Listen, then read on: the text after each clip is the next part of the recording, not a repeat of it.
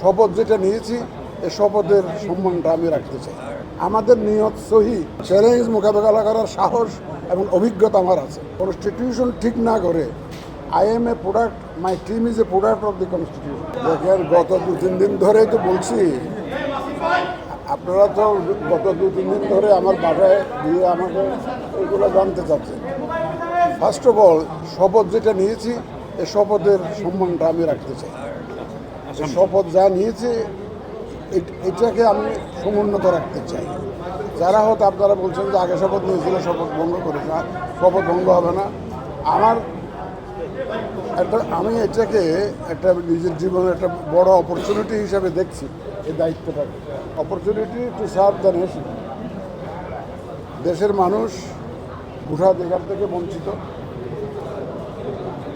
তারা free fair একটা ইলেকশনের জন্য অনেক সংগ্রাম করেছে, অনেক আন্দোলন করেছে বিগত বছরগুলোতে, অনেকে রক্ত দিয়েছে। আমি তাদেরকে একটা free fair and credible election দেওয়ার জন্য প্রতিশ্রুতিবদ্ধ। I will do my best for that. এবং আমি ইনশাল্লাহ কনফিডেন্ট যে I will be able to deliver. আমার টিম আছে, I have a very efficient team of election commissioners who are around me now. ইনশাল্লাহ আমরা সবাই মিলে আপনাদের সবার সহযোগিতা নিয়ে কিন্তু আমাকে করতে হবে। আমরা একা পারবো না, কিন্তু আপনাদের সহযোগিতা লাগবে, দেশবাসীর সহযোগিতা লাগবে, রাজনৈতিক দলগুলোর সহযোগিতা লাগবে। সবার সহযোগিতা নিয়ে ইনশাল্লাহ আমরা এই জাতিকে একটা free fair and credible election আমরা ইনশাল্লাহ উপভোগ। দেখেন, সংস্কার একটা চলমান প্রক্রিয়া, কিন্তু একটা ইলেকশন করতে গেলে আমাকে তো কিছু এসেনশিয়াল সংস্কার তো লাগবেই। ফর এক্সাম্পল একটা ধরেন, এখন নানা রকম কথা হচ্ছে। কেউ বলছে প্রপোর্শনাল রিপ্রেজেন্টেশন, কেউ বলে যে first pass the post system, আগের সিস্টেমে ইলেকশন। এটা যদি আপনার কনস্টিটিউশনে যদি এটা যদি ফয়সালা না হয়, আমরা ইলেকশনটা করবো কীভাবে? এখন ইলেকশন করতে গেলে আমার যে ইয়াঙ্গার জেনারেশন যারা ভোট দেওয়ার জন্য মুখিয়ে আছে বছরের পর বছর, তো তাদেরকে আমার তো ভোটার লিস্টে আনতে হবে। সুতরাং ভোটার লিস্ট করতে হবে, এবং maybe there will be some reforms needed here and there. কারণ কোথায় কোথায় রিফর্মস দরকার হবে, ইন্টারভেনশন দরকার হবে, সেটা তো আমরা রেডিলি পাবো ইনশাল্লাহ। যেহেতু একটা রিফর্মস কমিশন কাজ করছে ইলেকশন কমিশনকে রিফর্ম করার জন্য, তাদের পরামর্শ আসুক, আমরা দেখি যে কোনটা গ্রহণযোগ্য হয়, যেগুলো গ্রহণযোগ্য হবে সেগুলো বাস্তবায়ন করতে হবে আমাদের। আর দেখেন, কনস্টিটিউশন অ্যামেন্ডমেন্ট রিফর্ম কমিশন কাজ করছে। They will also have lot of suggestions about the constitution.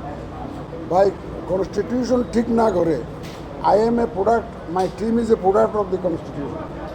এই কনস্টিটিউশনটা যদি ঠিক না হয়, তাহলে আমাদের যাত্রা তো আমরা এলোপাতারি হয়ে যাবে। কনস্টিটিউশন রিফর্মস কমিশনটা কাজ করছে, সুতরাং এটাও শেষ হোক, সব সুপারিশগুলো আসুক। বেশি দিন তো নাই, ওনারা তো সরকার বলছে ডিসেম্বর পর্যন্ত টাইম দিয়েছে। অতি অল্প সময়। আপনারা আশ্বস্ত থাকুন, ইনশাল্লাহ আমাদের নিয়ত সহি, উই আর কনফিডেন্ট ইনশাল্লাহ will be able to deliver. আর এবারের মতো একটা সুযোগ আগে ছিল না। কি সুযোগ জানেন আপনারা? সেই সুযোগটা হচ্ছে, শুধু আমরা না, রাজনৈতিক দলগুলো যারা ইলেকশন করবেন, তারা 15-16 বছর ধরে বলে আসতেছেন আমরা ভোটের অধিকার চাই, আমরা অবাধে ভোট দিতে চাই। সুতরাং তাদেরকে আমরা সাথে পাবো, এবং তাদের ডিমান্ডটাকে আমরা বাস্তবায়নে সহযোগিতা করবো তাদের। সুতরাং আমাদের তো এখন অসুবিধা নেই, তারাও জাতির কাছে ওয়াদাবদ্ধ। আজকে আর না, আমরা দিনক্ষণ দিয়ে তো এখন বলা যাবে না, দিনক্ষণ দিয়ে এটা এখন কিছু বলা যাবে না। আমরা কিছু রিফর্ম যেগুলো দরকার আছে সেগুলো করে আগে আমি দায়িত্বটা নেই, এটা বুঝে নিই, কাজকর্মটা বুঝে নিই। আমাকে এটা বুঝতে তো দিবেন ভাই। উনি বলেছেন যে he will give full cooperation to the election commission. হতে পারে এরকম বিশেষ পরিস্থিতি আমার চাকরি জীবনে বহু আসছে। আমি তথ্য মন্ত্রণালয়ের সচিব ছিলাম, জ্বালানি মন্ত্রণালয়ের সচিব ছিলাম, স্বাস্থ্য মন্ত্রণালয়ের সচিব ছিলাম। বহু চ্যালেঞ্জ দেখেছি এবং ইনশাল্লাহ সাকসেসফুলি মোকাবেলা করেছি। চ্যালেঞ্জ মোকাবেলা করার সাহস এবং অভিজ্ঞতা আমার আছে। সুতরাং আমি ইনশাল্লাহ যে কোনো ধরনের চ্যালেঞ্জ আসুক, সংশ্লিষ্ট সবাইকে নিয়ে ইনশাল্লাহ we will overcome those challenges.